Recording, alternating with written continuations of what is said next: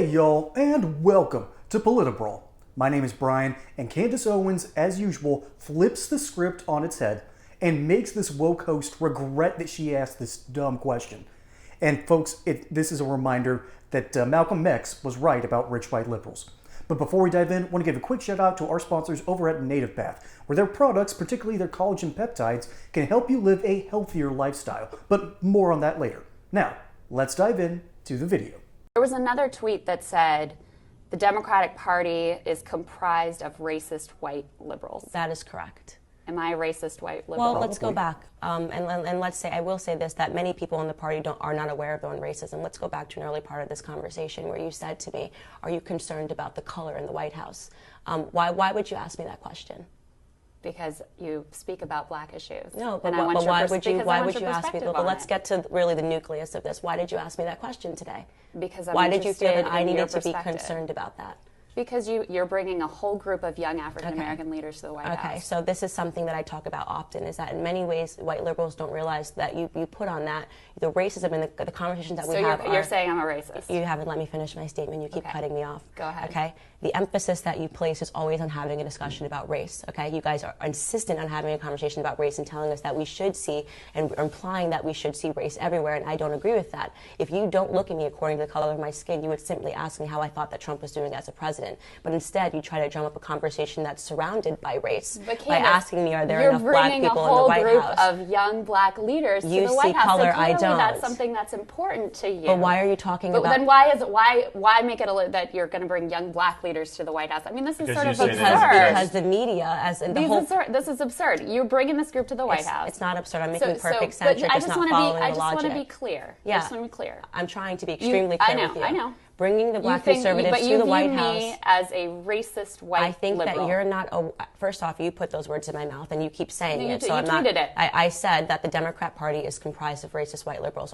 Is every person in the party racist? No, but you're not aware of the fact that you put these racist tones out into the media. This is why we have to bring the black conservatives to the president. Do you think it's helpful to ask me, just because I'm a black woman, if I'm comfortable with the amount of color that's on the administration? Do you think that that's helpful? I think it's helpful and interesting to know your perspective. It's not. It's you just trying to create an undertone that Donald Trump is racist, and it's wrong. Yeah. Okay. That to me is the reason why. Listen, no. I just want to say. You're looking at me on the basis of my skin color and making a bunch of, making a bunch of deductions. I did not. You said that, and we can run the tape back. I want to say, look, here's what I want to say. You quoted a tweet, and then you made it about you. I appreciate. You were not added, but you were not added in that tweet. So do not say that I called you that, because that's dishonest. And we are on TV. So you can run. Okay, so I did not call you a racist. You're using the typical leftist tactic of trying to make yourself a victim, which is not something that I will accept. No, but we're actually well beyond time. Well, she's making herself a victim and pretending that I came here and called her a racist. So this is a typical leftist tactic. I harp all the time on rich white liberals, particularly coastal elites who have no idea how to live in the real world. And particularly, I love bringing this up. As someone who grew up in suburban Atlanta, when I've driven around the state, I used to deliver medical supplies, so I've been to hospitals all over Georgia and even into Alabama and Chattanooga and Tennessee. And so I've been able to drive around the majority of that state. And I noticed something about Atlanta. You have a couple of wealthy neighborhoods in Atlanta. Now, Sandy Springs is its own thing, so I don't really want to bring that up. But I couldn't help but notice that certain parts of Atlanta are incredibly green, have wealthy houses everywhere, and then you go south of I-20, or you cross the other side of the connector, all of a sudden, that all goes away.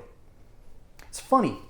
It's almost as if these rich white liberals live in these ivory towers and these gated communities and have no idea how tough it is to live south of I-20 or on the other side of the Merch. It's just wild. But it's understandable. They have no frame of reference for it. So ultimately, it's a bless your heart kind of situation. See, this woman, this host, falls into that category, and she does not like the fact that Candace is calling her out for it. And her default response is to get offended and make it about her. Hey y'all, I wanted to give a quick shout out to our new sponsors, Native Path. Created by Dr. Chad out of Austin, Texas, he realized that there was something deeply wrong in this medical community. Instead of focusing on nutrition, they were just focused on serving Big Pharma. So he left and created this new company called Native Path. And what do they do over there? They sell something called collagen. Now, what is collagen? Well, it's not magic fairy dust. It's not this muscle milk. It's not calcium rich. Instead, it is an odorless, flavorless, dissolves completely in water powder that you can mix. And unlike iocane powder, this stuff has massive health benefits. It can help your bones, your joints, your ligaments, your skin, your hair follicles, even your fingernails. This stuff is absolutely packed with the nutrients that we lose so constantly in our modern diet. This stuff is a fantastic supplement, can help you live a healthier life. And if you go to this link down here below, you will find up to 45% off of certain products. That is how much Native Path cares about your health. So go check them out, link in the description below. And now, back to regularly scheduled programming. Once again, bless your heart. And so Candace is absolutely right, and she's just destroying her, particularly on this very important issue. That Democrats, deep down, are accidentally racist because they infantilize the black community and the black voter. And then, to top it all off, they don't stop talking about racial issues when they have no real frame of reference for it. I'll give you a frame of reference. Again, I'm a Georgia boy. I did not once hear the N-word until I got deep into the woods. All right? I'm talking about North Georgia, where the biggest town is probably going to be Dalton, and there's nothing around for about 50 miles. Ultimately, the Democrat Party has this weird playbook of infantilizing black voters, keep telling them that racism still happens, when a lot of that has just been purged. Except when they keep bringing it up. And then they support, not directly, but I really want to bring this up as an issue. They're constantly pushing this anti-racist, this woke narrative in our faces, particularly in Hollywood. And I'll actually start with this small example. I haven't watched the show, but I've heard enough about it. The Acolyte, which was this terrible Star Wars show that only a handful of people seemed to like. And the reason that only a handful of people liked it was due to a major problem with the show. Star Wars is all about the rule of cool. Lightsaber duels, blasters, explosions, things going boom. The Acolyte didn't really have that. And furthermore, the rule of cool, for the most part, is kind of male. Instead, they made this black and female-coded and dominant. The protagonist, so to speak, even though one's clearly an antagonist, or is clearly a villain, are portrayed as these nuanced women of color. And there's this terrible scene where she liberates herself by using a lightsaber to cut her hair. There's nothing cool about that. They made the leads black on purpose in order to generate more buzz. And then they try to say, oh, this is a good thing culturally. And then they make it as female as they can. I'm kind of left out on this, and then I start to get a little bit angry because I know that there's a Star Wars show out there that basically is telling me this is not for you. And then they'll scream and wonder why I don't seem to care about the show. I wanted to get niche culturally because these are the downstream effects of liberal, in this case, left-wing ideology.